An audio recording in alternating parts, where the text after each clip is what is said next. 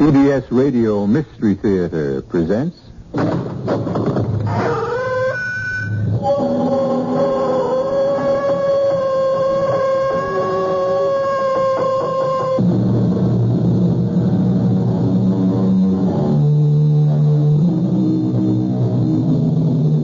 Come in. Welcome. I'm E.G. Marshall. I hope you're ready for a journey into the bizarre, into the very, very strange, for that's where we're going. A round-trip journey, of course, but one we promise you won't forget. Sarah and David Hughes have just finished dinner and have taken their coffee out to the patio, where dusk is coming in behind a lovely sunset, and the world seems bathed in serenity. But beware of peaceful places at peaceful times. Things change. Sometimes suddenly. David? I was almost asleep. David, what is that up there? What's what? Up where? Up there, in the sky, there's funny lights. This is a jet, I guess. We'll be hearing it in a few seconds. A jet making a circle of light? They don't come in from that direction. They're not fast either, David. It looks as if it's heading straight for us. Nonsense. Of course it isn't heading straight for us. David! A flying saucer. Oh, come off it, Sarah. An unidentified flying object. We actually saw it. Sarah, it was nothing of the sort. It was simply... Well, it was... Can you identify it? Well, no, not offhand. An unidentified flying object. David, we've made a sighting.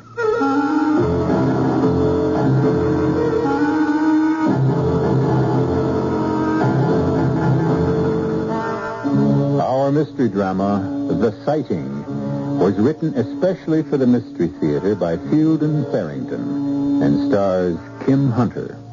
It is sponsored in part by Contact.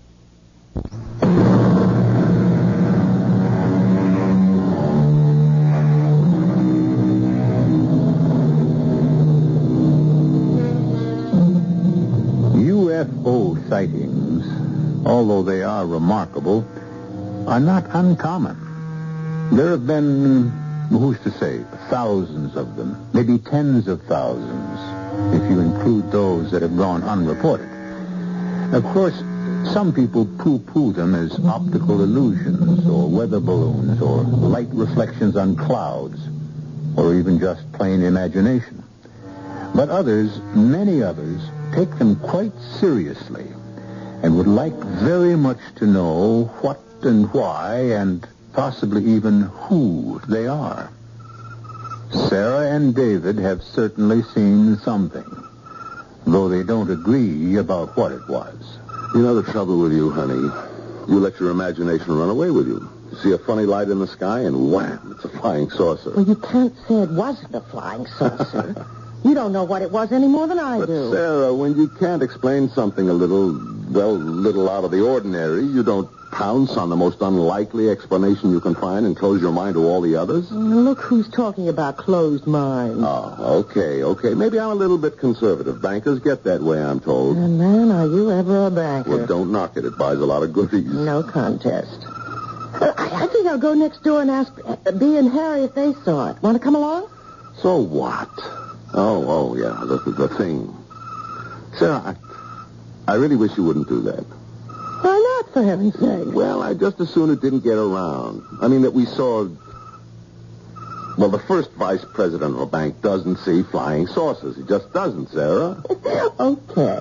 The first vice president didn't see it. He's as blind as a bat. Yeah. But his wife saw it. Sarah, Look, I don't want you to talk about it. how do we know what they are? How do we know what they're doing here? What the purpose is? How can we be sure that they don't mean us some kind of harm, David? I think we ought to report it. No. You're not to say a word about this to anyone. Now, look, honey, old man Ellsworth is talking about retiring again, and this time J.D. thinks he means it. And if he does go, J.D. will almost certainly move up to chairman of the board, and that leaves the presidency open. I'm the first vice president. But can't you see, Sarah?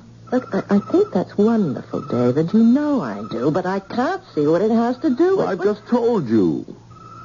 I'll have to ask you to take my word for it. I want you to promise not to say a word about this thing we saw, not to anybody.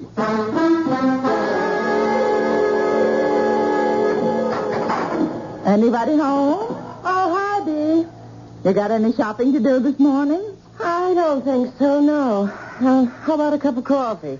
Okay. They're supposed to have some fresh whiting at Avery's today. Doesn't David have a big thing about whiting? Yes, David has a big thing about whiting, but he's more likely to get cold stew and leftover parsnips. Oh? Garnished with arsenic. Bad one, huh? Honestly, Bee. You ought to thank your lucky stars you're not married to a banker. Oh, I don't know. You ever try living with a man who was in wholesale pharmaceuticals? Give him whiting. That's my advice. He can't eat and quarrel at the same time. Did you and David see that thing come over last night? Come over? Fly over, you know. Looked like a flying saucer to me. But Harry said it was a jet with some fancy new kind of lights or something. I never heard a jet sound like that. Oh, no, I guess we must have missed it. Why, doesn't Harry believe in flying saucers? Wouldn't believe in one if it landed smack on top of him. We still playing bridge tonight? As far as I know, it's your house. Want me to bring anything? Money. It's our turn to win. You want me to get some whiting for you if Avery has it? Oh, would you mind? I'm not much in the mood. Sure, I'll bring it over later. I'll tell you one thing. I don't ever want to fly in a jet that sounds the way that thing last night sounded.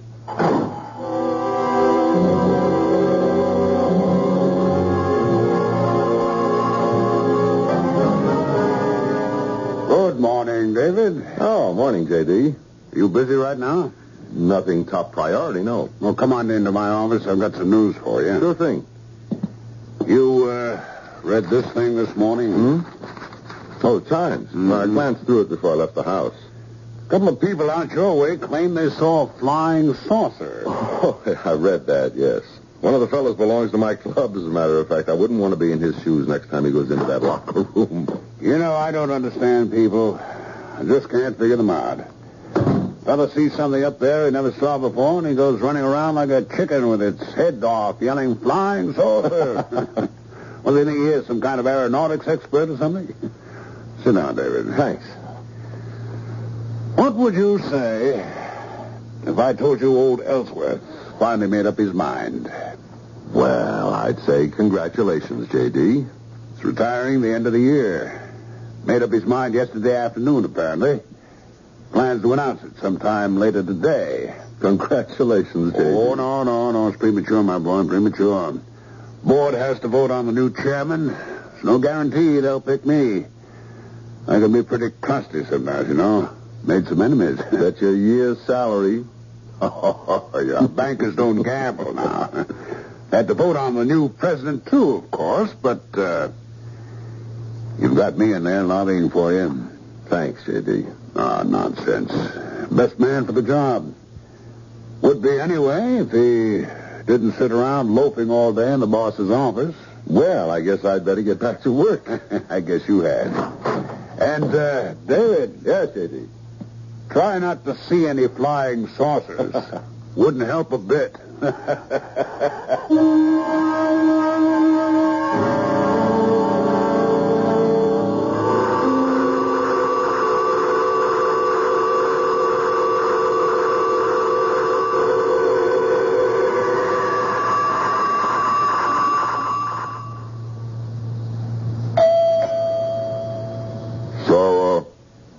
Sarah Hughes.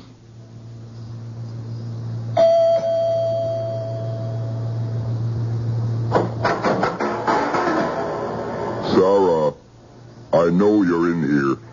There's nothing to be afraid of. I must speak to you. How did you do that? Do what, Sarah? When you talk, your lips don't move. Well, anyway, I couldn't see them move. It sounded as if you were talking through that little black box strapped on your chest. Yes, you are quite right. You see, we don't have any vocal equipment. We? Who's we? We come from a very long way off. Like Mars? No, much farther. Another galaxy altogether. I told David. I told him. Yes, we sensed that you were sympathetic. Then what do you use? Mental telepathy? That's what you would call it, yes. And the box? I think into the box, you might say. It comes out English. Other languages, too, of course, depending upon the setting. I'm glad you are not frightened. If I were, I wouldn't let you know. Look, where you come from, do you just walk into strangers' houses? I am very sorry, but I had to speak to you. It's really quite urgent. About what? We need your help. To do what? Take over the earth? You mustn't say that. You mustn't think it. We're on a friendly mission. My colleagues and I, we're what you might call a scouting party. We must know more about your planet before we can be sure that it is safe to... We want to help you. We're doing all right. Are you? Really, Sarah? Look, what's your name? You keep using mine. Don't you think I should know yours? I have no... We do not use names in the sense you mean. I have a designation, of course, but there is no way to convey it to you. It's pretty weird. And how did you find out what my name is? We were able to pick it up. We get very dim readings from your minds. Actually, yours is the clearest we've been able to pick up so far. We need someone to cooperate with us so that we can learn more. And that's what you want me to do? Yes, Sarah, it is. Well, come back tomorrow. I don't understand. I'll have to talk to my husband about That is exactly what you must not do. Do you understand me? You must not consult your husband. You're not to tell him even that you have spoken with me. I want you to understand that very clearly. He is not to know that we have contacted you. Then you'd better just go back onto your flying saucer and fly away. I'm not sure I want to speak to you again. You will, though, Sarah. You will.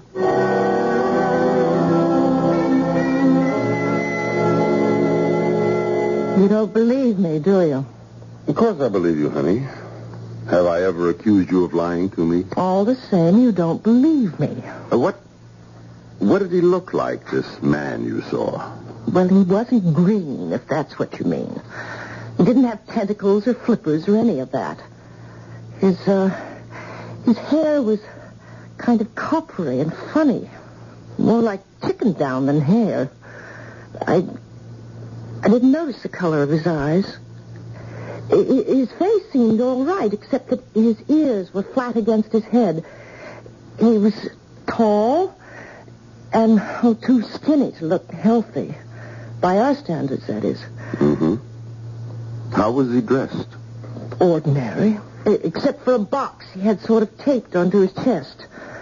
Like brown slacks and a kind of yellow shirt open at the throat. But the clothes didn't look right on him.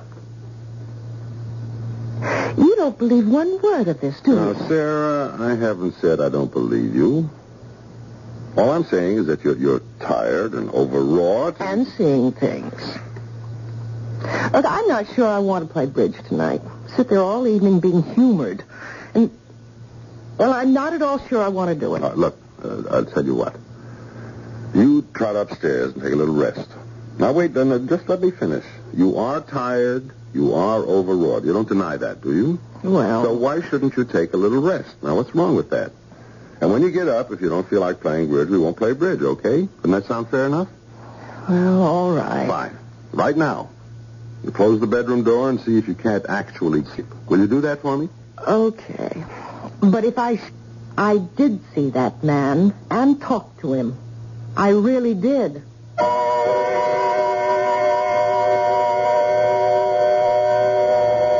The whole thing an hallucination? Let's not be too sure it wasn't just because we heard it ourselves. After all, we were primarily interested in what Sarah heard, weren't we? Or thought she heard.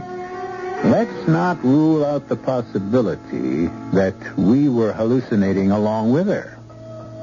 Perhaps we'll learn the truth about that when I return shortly with Act 2.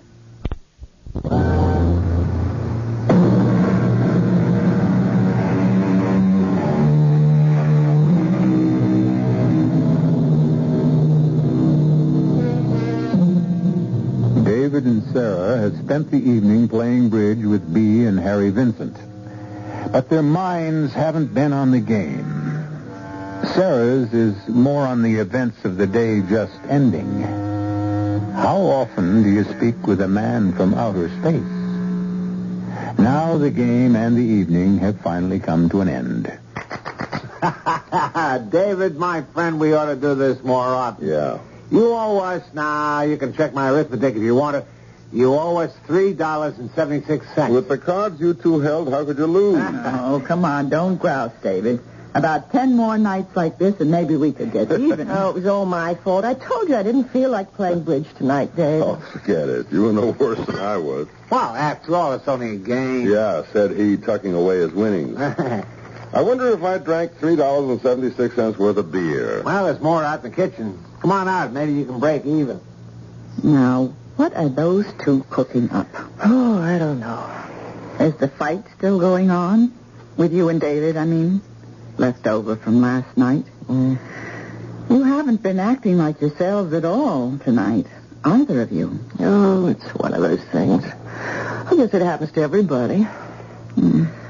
David, don't you think we ought to go now? You have to work tomorrow. Okay, honey. He's a good man, you're David. You don't have to worry about that.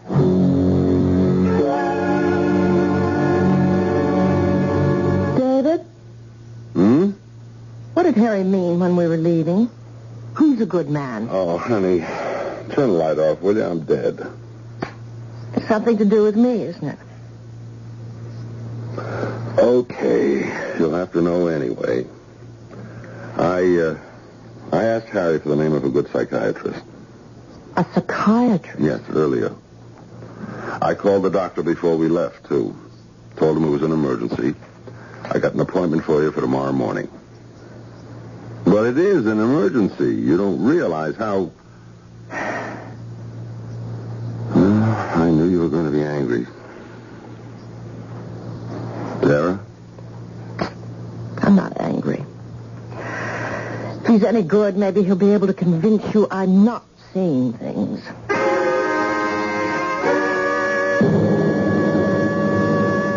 Sarah, I've got to get to the office on time this morning, today of all days, but I'll meet you at the doctor's office. Now, your appointment is for 11 o'clock. You won't forget it, will you? Look, you don't have to be there if you have a busy day. I can handle it alone. No, nothing of the sort. And after the session, we'll have some lunch. Someplace fancy, huh? It'll be all right, Sarah. You'll see.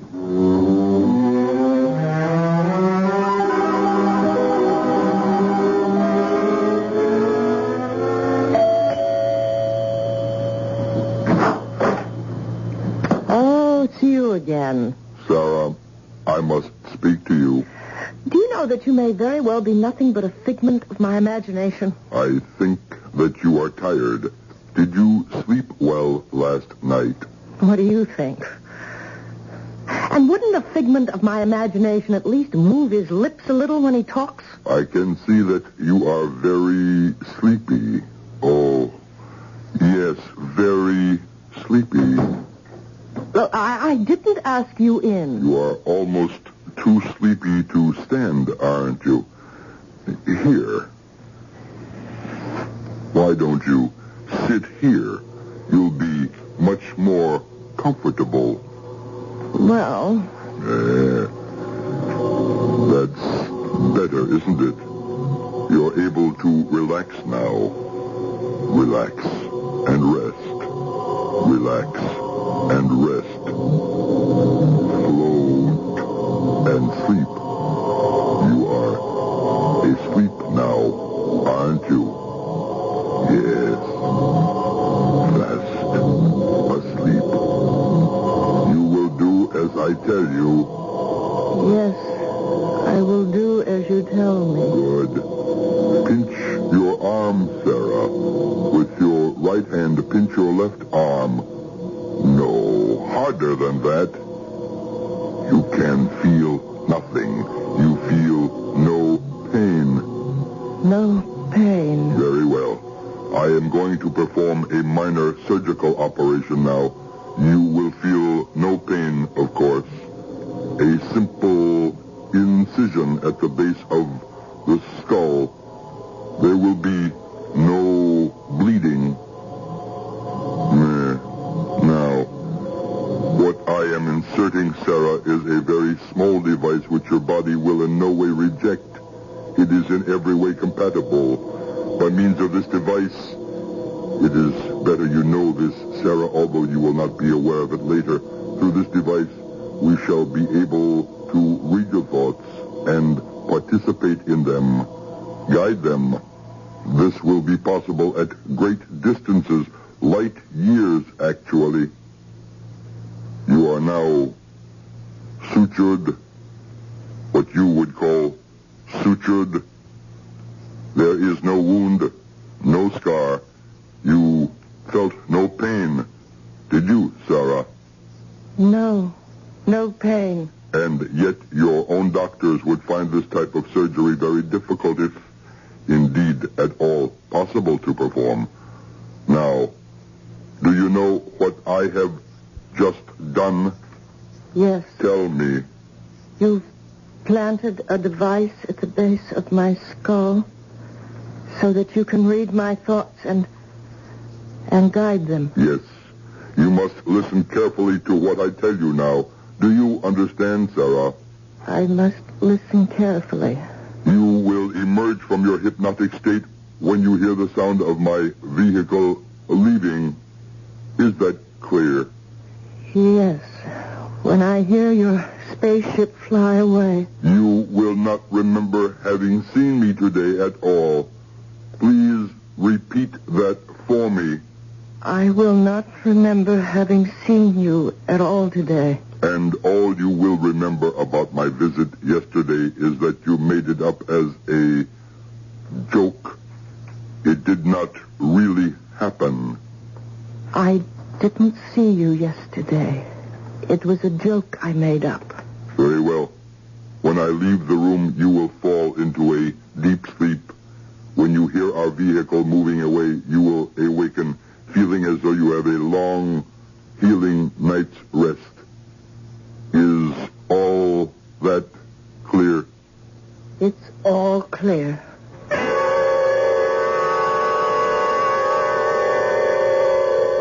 You busy, Dave? Harry! No, come on in. Aren't you a little out of your territory? Well, yeah, I am. I knocked off and came over here because, Bea called me a few minutes ago to say she's seen the damn thing, too. Seen what? The saucer, the flying saucer. Oh, Bea saw it? Yeah, says she did. Says it was hovering there right over your backyard with the door open, like practically the whole side of a ship, she said. And a kind of stairway coming right down onto your lawn. Oh, come on, not Bea, too. What are they trying to do to us?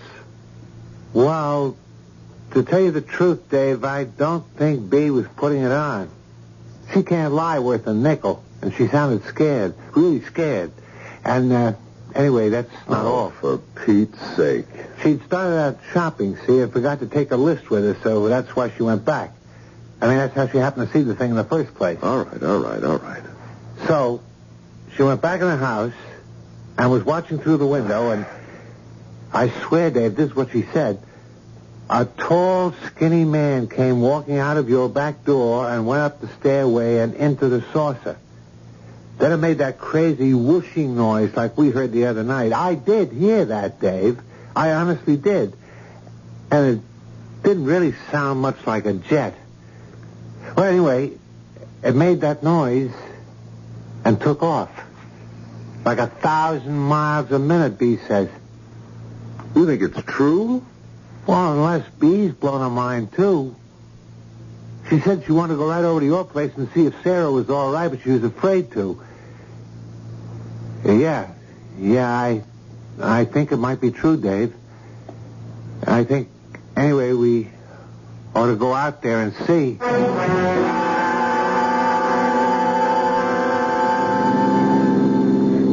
Oh, there's Bee. She must have been waiting at our front door. Oh, I thought you'd never get here, you Is two. Sarah all right, Bee? I haven't seen her.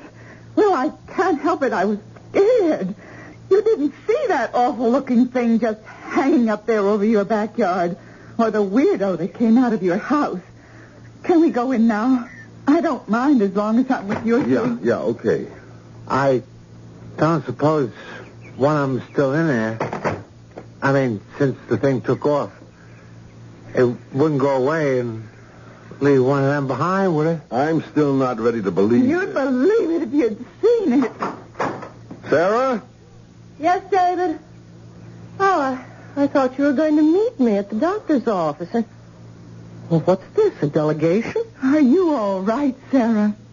Why wouldn't I be all right? Sarah, did anything happen this morning? Not a thing. Not unless you count me falling asleep, sitting bolt upright in a straight kitchen chair. I really must have been dead on my feet. The man from the flying saucer didn't show up? Oh, come on. Don't you think we've had about enough of that nonsense? Nonsense. Sarah, I saw him. I saw him come walking right out your back door, plain as day, and get into his saucer and go. I saw that, Sarah. I really did. Oh, please, let's not anymore. So I made up a silly story. Now, I'm sorry I did. I never dreamed you'd all take me so seriously. Now, wait a minute. There's something wrong here.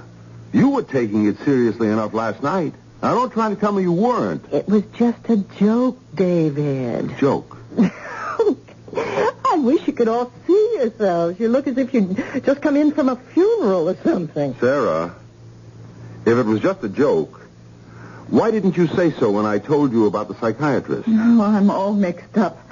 I swear I saw a tall, skinny man with funny hair get into a flying saucer and fly away. If it was just a joke you made up, Sarah, maybe I'm the one who needs a psychiatrist, because I saw that. I know I did. All right. Sarah's going to keep her appointment, aren't you, Sarah? I don't see any point, David. You'd just be throwing your money away. Well, still, if I ask you to, you will, won't you? Well, if you want me to, why not? I can't see what good it's going to do, but I guess it can't do any harm. No, Sarah. What? What? I didn't say anything. You are not to see the psychiatrist. Is that clear, Sarah? You will not see the psychiatrist. Who said that? What? Nobody said anything. Didn't you hear it? B. I didn't hear anything. You will do as you are told. You will refuse to see the psychiatrist. Who are you? Sarah? I can cause you pain, Sarah. I can cause you great pain. David, what is it? Somebody keeps... Don't you hear that voice? I don't hear anything, Sarah. I do not want to cause you pain, Sarah, but I will if I must. You are not to see the psychiatrist. Come on. We better go, honey. The appointment's for 11 o'clock. All right, I'm coming. I'm sorry, Sarah. Truly, I am. David. Oh, David! David, make it stop! Sarah. Make it stop!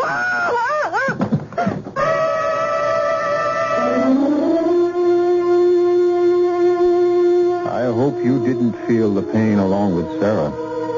It would have convinced you, of course, as I'm sure it has convinced the people in our story, that the man from outer space is real and not altogether friendly.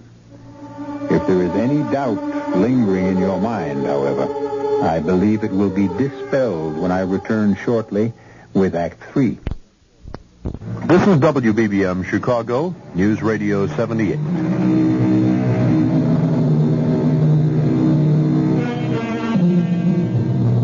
The willingness of the open mind to accept the new and seemingly miraculous, at least as an hypothesis, has always faced opposition from the less flexible mind, which finds the status quo easier to live with. David, however, as well as Bea and Harry, has had a convincing demonstration that the new is only the as yet unknown. Bea and Harry are waiting in Dr. Freuling's reception room. David has taken Sarah into the doctor's office. Now, just lie down here and rest. Help me with her, will you, Mr. Hughes? Please, make it stop. Honey, do what the doctor says. Now lie down and try to take it easy. Just do as the doctor says. She seems to be in a great deal of pain, Doctor. No, she is in pain. There's no doubt whatever about that. What causes the pain, this is what we must learn first of all. Well, can't you give her something? I think best not to do that until I have learned what has happened to her. Sarah, refuse to speak with this doctor, this psychiatrist. Tell him only what you have been ordered to say. You have seen no man from a flying saucer. It was only a silly joke.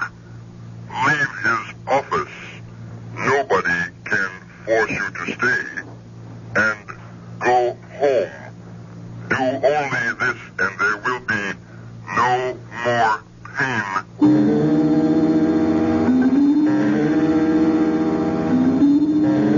You are asleep now, Sarah. You are in a deep, restful sleep. You are resting in a quiet, lovely place where there is no pain. No pain, only rest. You will not sleep. You are uncomfortable. There's no severe pain now, but you know there will be if you listen to this man. Now, Sarah, I want you to tell me exactly what happened this morning before David came back from his office. I can't, Dr. Froiling. Uh-huh. Well, it is not yet. We try again. Dr.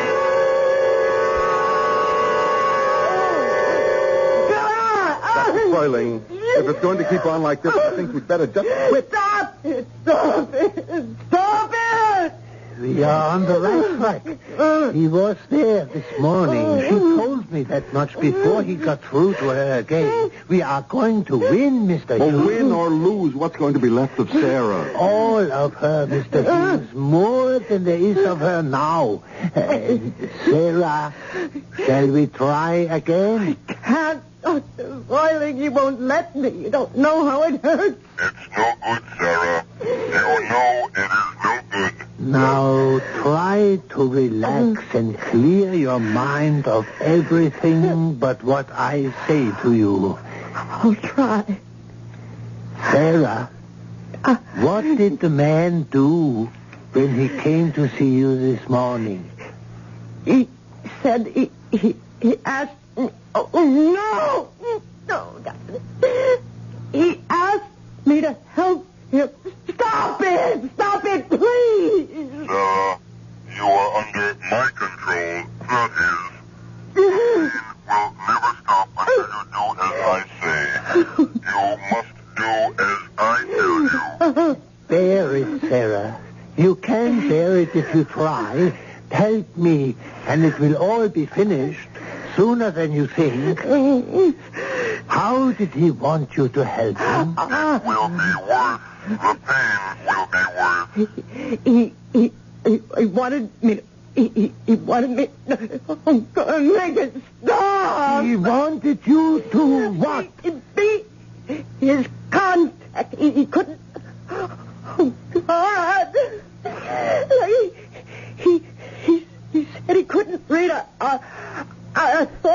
I was... Oh, no. He can't kill Sarah. What if I decide to kill you? I don't care. Enough. Dr. Furling, that's enough. You were to what, Sarah? What did he want you to do? He put a thing in my head, and he knows what I'm thinking. He can... No! He can hurt me with it. Oh! She's fainted. Doctor, Wait. Her pulse is strong.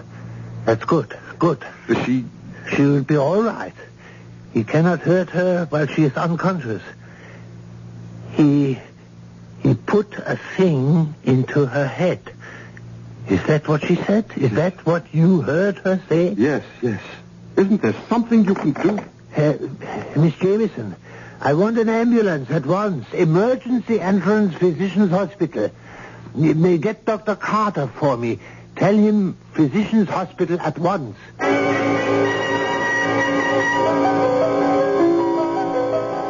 It was good of you to come, Dr. Carter. Yes. What have we got? A device has been implanted in a young lady's skull, I believe. I cannot be certain. Implanted by whom? How long ago? Only this morning, as I believe it. By whom? Now, it's a long story, and the patient is in intermittent pain. All right. We'll have to have x-rays. I have already made x-rays. They are here. Have you read them? Have you found anything? Well, I am a psychiatrist. I think there is something, but I do not wish to prejudice your judgment. Oh, very well. Well, is everything clear here? It's all right. Nothing here. And not... Wait a minute. That little particle. Is that what you mean? How does it look to you? It's like a pinhead. Oh, yes. It's foreign, all right. Must be. But implanted? It's very small.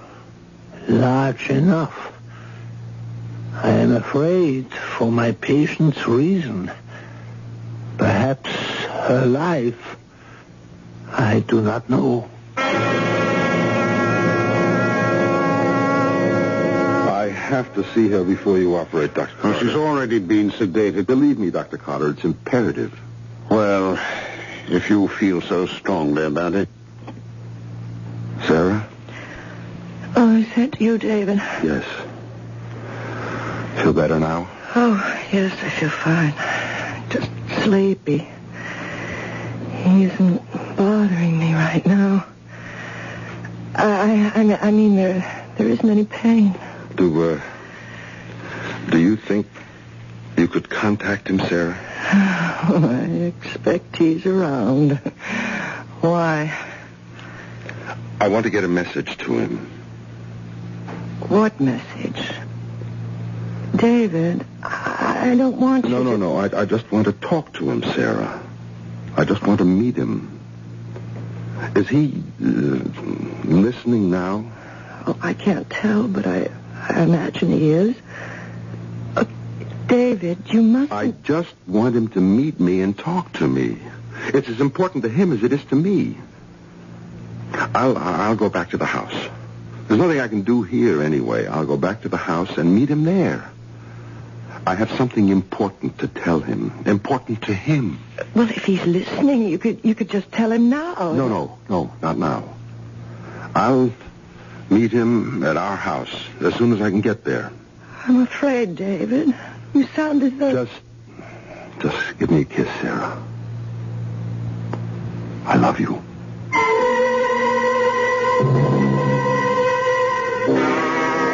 I have taken more trouble than you realize, Mr. Hughes, to meet you here. What is it you wish to tell me? I have a proposition for you. I am willing to listen for a short time, though. The surgery is about to begin. You aren't going to interfere, are you? Your wife is a danger to us. I am sure you can understand that. We're reluctant to take a life, of course, but our mission is of greater importance. Listen. Now, just listen. Why does it have to be Sarah? What's the matter with me? What do you mean? I mean, put your gadget, whatever it is, in me. Why couldn't you do that? I'd cooperate, don't you see? You wouldn't have any of this resistance you get from Sarah. Why? Why would you turn against your own people to help us? Aliens, as you call us.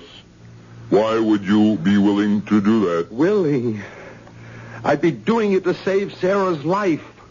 Wouldn't you do as much for your wife? We do not have wives. Oh. Well, my wife is very dear to me. There's nothing, I guess, that I wouldn't do for her. So you see... Be quiet. What? Please, do not speak. I am in communication with my colleagues. Oh. Tell them... Be quiet. Oh, God, please. All right. You'll do it? No. We have decided against using you. Huh? We have learned a great deal from you. This love is your word. This is an unfamiliar factor. This love must be taken into consideration. We are not sure that anyone so afflicted would be sufficiently stable for our purposes. And what about Sarah? It is a risk to release her, of course, for we cannot erase her memory, but we have taken greater risks.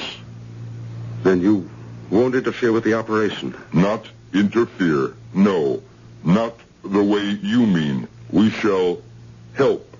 Your surgeon will need our help. Oh, thank God.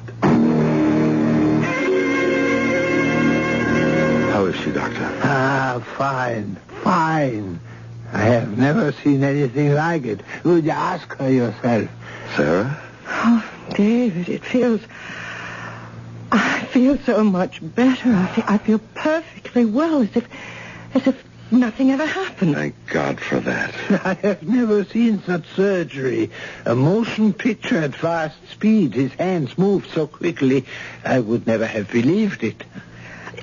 Did you see him? The man from the saucer? Yes, honey. He's real.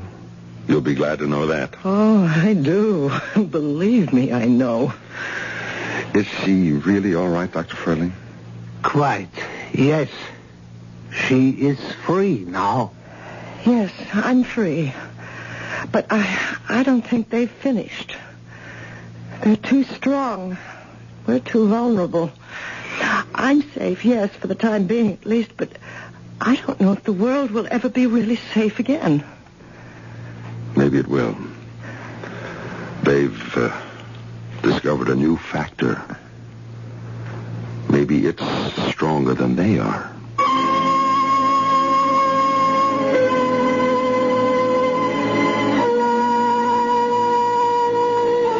Well, how strong is love? The new factor on this old earth of ours. Stronger than hatred? I like to think so. Hatred makes the headlines, I know, but love, in its unassuming way, has been making the world go round for a good many years now. I'll be back shortly.